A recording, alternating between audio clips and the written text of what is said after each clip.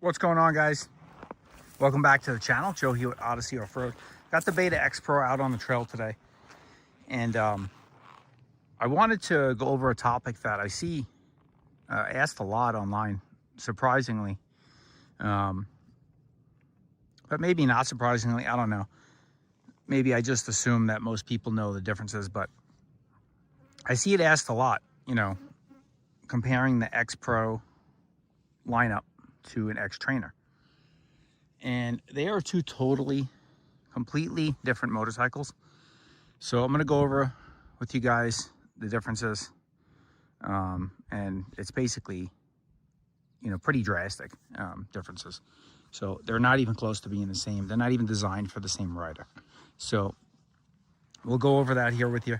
And then hopefully that'll help some of you kind of trying to figure out between the two. I've owned both, so I think I can speak from a good background and knowledge platform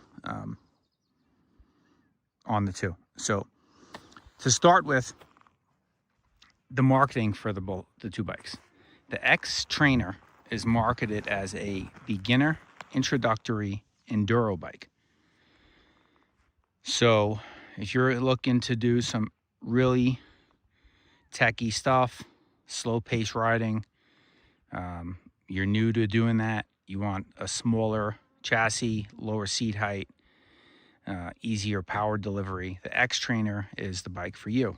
Of course, that's only if you're okay with going with a two-stroke.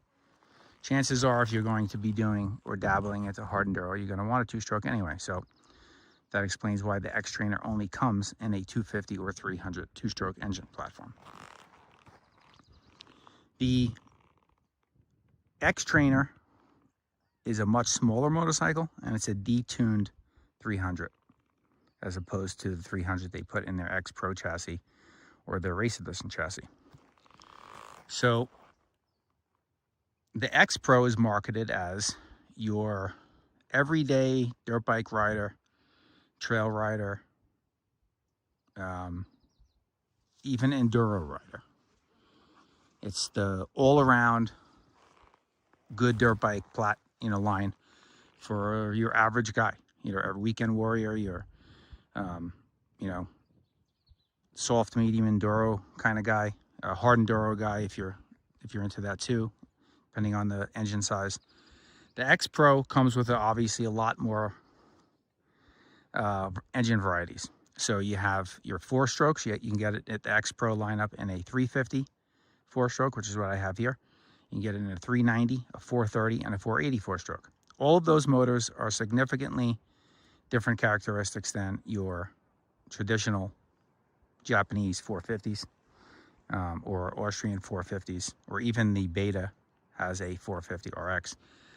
Those are motocross bikes. The engine characteristics in the 480 and the 430 are going to be drastically different than a typical 450. They're going to be easier to ride. The 480 is going to be more comparable to like your FE 501, and then your 430 is going to be, basically a softened up 450. So they have a lot of engine choices, Beta. And then you can also get the X Pro in your 2-stroke variety. So for the 2-strokes, you can get it in the 125, a 200, a 250, and a 300. So you have 8 engine options for the X Pro. 4 4-strokes, 4 2-strokes. So that gives you more options in terms of like getting the bike set up for exactly what you want, From there, the differences are pretty much everything. That's why I kind of found it interesting that people don't know the difference. I think the X in front of the Pro and the X Trainer have people confused. So that's why I think this video will be helpful for a few people anyway. Most people know this stuff if you follow the lineups and you're a fan of Beta motorcycles, but if you don't pay attention to that stuff, you may not know these things. So the forks are where there are some similarities but drastic differences.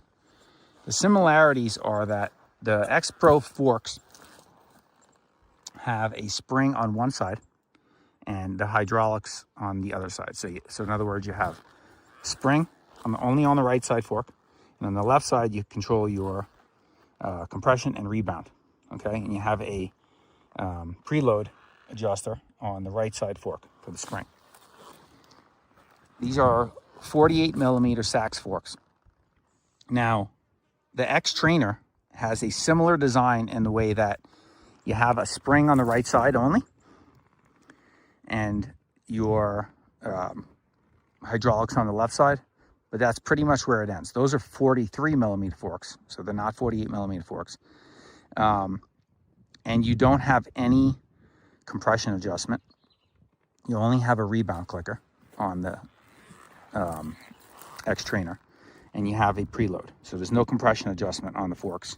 They're 43 millimeter. And I can tell you, they are not suited for any type of medium to faster pace trail riding. They're just not. We'll get into more of that in a minute. Your rear shock on the X-Trainer, you're going to have the same adjustability, but it's a different shock. The shock is set up different than the shock on the X-Pro. You're still going to have your compression. You're just not going to have low speed. You're just going to have one clicker on the X-Trainer for compression, and then you can have your rebound. And then here you got the compression, high speed and low speed compression, and your rebound. So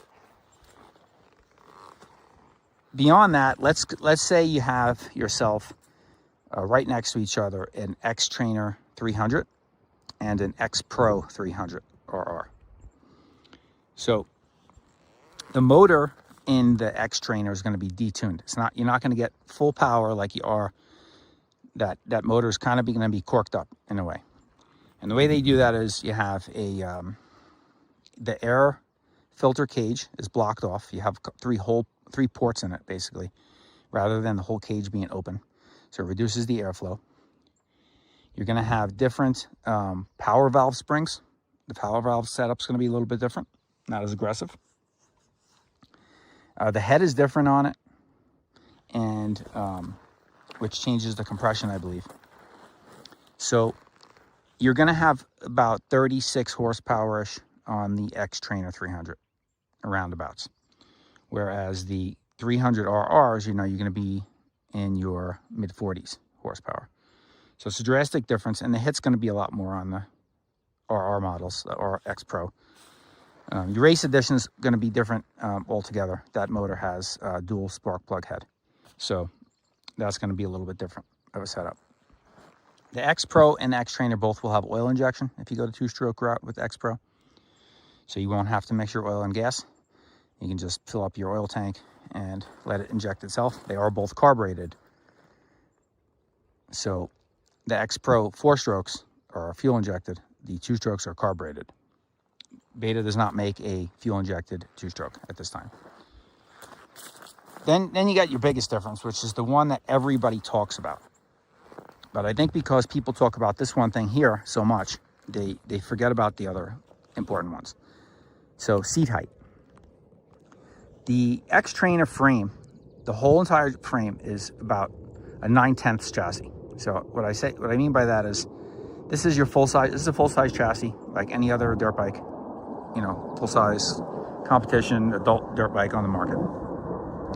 The X-Trainer is about 9/10 the size of a standard size chassis. It's a little bit smaller, a little bit more compact. So with that, what you're going to get is a shorter wheelbase. You're going to get a lower seat height. The lower seat height is the thing that everybody says, oh yes, that's why I need an X-Trainer. It's got a lower seat height. I will tell you that you're probably making the wrong decision if that's the sole reason you're going with an X-Trainer. Now, the smaller chassis in general does feel really nice. It's very confidence inspiring, especially for a new rider. But what happens is with the X-Trainers, because and I made this mistake, so this is why I'm speaking from experience. If you're a trail rider and you're not just doing really slow technical stuff, you're going to find the limits of the suspension on the X-Trainer really, really quickly. And to the point where it's actually a little bit scary. The front end on that bike, when you get up to speed and trail, you get up to trail speed at a good pace, it feels like it wants to kill you. So you can really get some bad head shake on that bike real easy. and you know, lose control of your front end real quick. The front suspension is going to bottom out real fast. Also, one of the biggest things I noticed, even in the slower stuff, you got to really be careful with using your front brake on the X-Trainer. The Nissan brakes are a little grabby, so the X-Trainer forks are so soft. I mean, to the point where if you just touch the front brake, it nosedives. So you really, and you end up washing out your front end, you know? So that's a problem for if you're getting it because you're a newer rider and you don't have as much experience and you want to get comfortable on a smaller chassis. The suspension's working against you, and it's hurting your ability to learn how to ride in proper technique with using your front brake and all that stuff, because you're so afraid to use the front brake because the forks just collapse, you know, with the slightest touch of the front brake. It can be sketchy and scary at times. So I think that, you know, if I would have known what I know now, I would have never chosen the X-Trainer.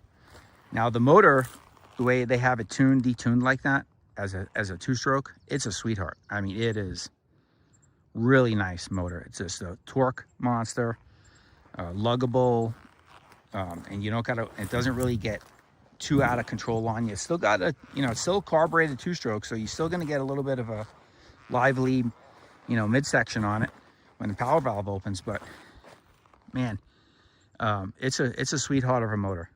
Now, if they offered a detuned 300 like that and the full-size chassis, I think that the X Pro maybe, that'd be a nice bike for a beginner.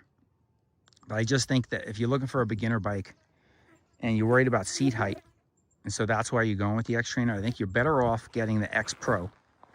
You're still going to have a really nice, soft, plush suspension, super plush, but it's going to hold up when you're going faster. You know, I go a normal trail ride, 35, 40 miles an hour on you know, when the trails open up, and the suspension has no problems doing that. I can hop on fire roads, you know, click it up into, you know, 6th and lug it at 55, 60 miles an hour even, and no problems. On the X-Trainer, if you get to 50 miles an hour, man, you better really be in perfect body position on that and really have a good grip on the bars, because that you're going to end up with head shake real fast, and it gets dancy and it gets dangerous, and it's not a comfortable feeling on that bike going that speed. So if you're doing a mixed riding, don't get the X-Trainer. I think you're better off with getting the X Pro. Get a low seat. Guts Racing makes a low seat for this bike that's a full inch lower. It's 27 millimeters lower than the stock seat. So that's going to lower your seat height to almost X-Trainer length. Give a little bit of extra sag, and you'll be good to go. So I run a little bit more sag than the book calls for on this bike, and I have the low seat coming. So you can stay tuned for that video where I show you the seat height and everything on the bike with the Guts Racing low seat, and you can kind of see for yourself. But this bike is very beginner friendly, even in this 4-stroke form. The power delivery is very smooth. You know, Beta is their slogan is kind of rideability. So the 4 strokes, this 350 particularly, is very, very docile, off idle, and easy to ride. So the chassis, I think, is better on the X Pro, and the suspension is definitely better on the X Pro for a new person. Seat heights can be intimidating, and I understand that for a new rider. You want to be able to touch the ground.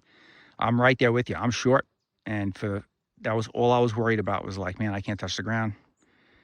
Bike scares the hell out of me, you know. So for my first 2 bikes, I had low seat height bikes, and then I moved into a WR250, and I felt really good on the bike, but the seat height was too high. I ended up putting a lowering link on it, and then a soft seat to kind of sink into it more. Now I don't use the lowering links anymore. You know, I'm pretty comfortable with just the tippy toe status, but I did order the low seat, so that'll get me right where I can really feel comfortable in some off-camber technical situations where I want to dab my foot a little bit more. So I think that's the better route for you. I'm 5'6", for frame of reference.